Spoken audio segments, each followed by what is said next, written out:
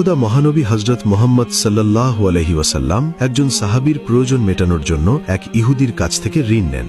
ঋণ গ্রহণের সময় কথা ছিল সঠিক সময়ের মধ্যে ঋণ ফেরত দিতে হবে। তাই নবীজি সাল্লাল্লাহু আলাইহি ওয়াসাল্লাম সেই ইহুদিকে একটি তারিখের কথা বললেন, যে তারিখে তিনি ঋণ ফেরত দেবেন। এই ঘটনার কিছুদিন পর একদিন নবীজি সাল্লাল্লাহু আলাইহি ওয়াসাল্লাম সাহাবীদেরকে নিয়ে একটি জানাজা থেকে ফিরছিলেন। তখন তার সাথে ছিলেন হযরত আবু বকর এবং উমর রাদিয়াল্লাহু তাআলা আনহুর মতো মহান সাহাবী। ঠিক সেই সময় ওই ইহুদি লোকটি নবীজি সাল্লাল্লাহু আলাইহি ওয়াসাল্লামের গলার চাদর ধরে রাগত স্বরে এবং অভদ্র ভাষায় বলল, ও মুহাম্মদ, আমার কাছ থেকে যে ঋণ নিয়েছিলে সেই অর্থ কোথায়? আমি তো তোমার পরিবারকে চিনি। ঋণ নিলে তোমাদের আর কোনো খবর থাকে না। নবীজি সাল্লাল্লাহু আলাইহি ওয়াসাল্লাম ছিলেন মদিনা রাষ্ট্রের রাষ্ট্রপ্রধান। তার কথায় সাহাবীরা নিজেদের জীবন পর্যন্ত দিয়ে দিতে পারেন। তিনি যদি সাহাবীদেরকে একটু ইশারা দেন তাহলে সাহাবীরা তার গর্দন উড়িয়ে ফেলবেন। নবীজি সাল্লাল্লাহু আলাইহি ওয়াসাল্লামকে সবার সামনে এত বড় অপমান করা হলো, অথচ ঋণ পরিশোধের যে তারিখ দেওয়া হয়েছিল সেটা এখনো বাকি আছে। উমর রাদিয়াল্লাহু তাআলা আনহু তিনি সহ্য করতে পারলেন না। তার স্বভাবজাত সেই বিখ্যাত উক্তি করলেন, ইয়া রাসূলুল্লাহ,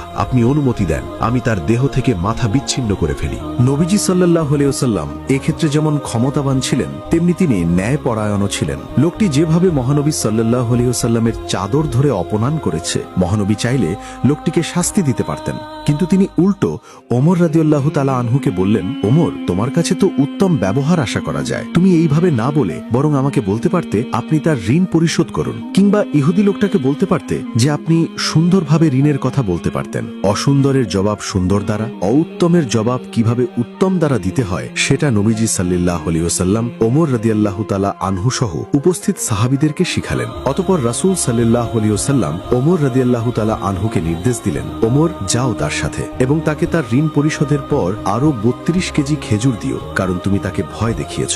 ওমর রাদিয়াল্লাহু তাআলা আনহু ইহুদিকে সাথে নিয়ে গেলেন এবং তাকে তার প্রাপ্য ঋণ প্রদান করলেন এবং সাথে আরো 32 কেজির মতো খেজুর দিলেন। এমন ঘটনার পর ইহুদি তো অবাক। একই তো সে সময়ের আগেই পাওনা দাবি করেছে, তার উপরে সবার সামনে নবীজি সাল্লাল্লাহু আলাইহি ওয়াসাল্লামকে অপমান করেছে। তবুও নবীজি সাল্লাল্লাহু আলাইহি ওয়াসাল্লাম তাকে তার পাওনা দিলেন এবং সাথে দিচ্ছেন আরো 32 কেজি খেজুর। তাই সেই ইহুদি জিজ্ঞাসা করল, অতিরিক্ত এগুলো কেন?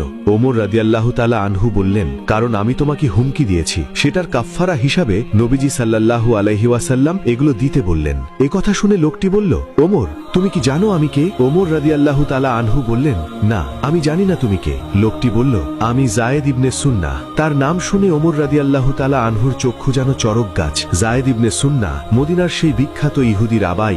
ওমর রাদিয়াল্লাহু তাআলা আনহু তার নাম জানতেন, কিন্তু তিনি যে ওই ব্যক্তি সেটা তিনি জানতেন না। যায়েদ ইবনে সুন্নাহ বললেন, হ্যাঁ,